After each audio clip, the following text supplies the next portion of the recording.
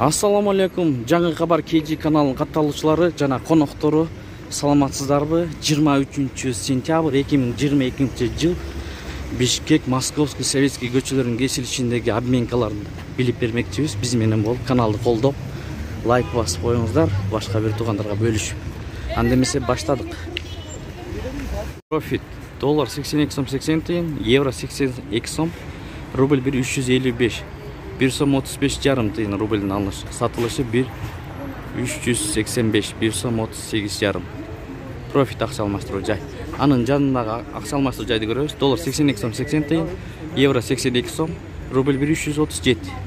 Түшүн банк доллар 82 сом, евро 82, рубль 1 сом 34 тыйын. 40 азык доллар 82 сом 80 тыйын, евро 82 сом 50 тыйын, рубль 356. МКС доллар 82 сом 80 тыйын, евро 82 сом 30 тыйын, рубль 356.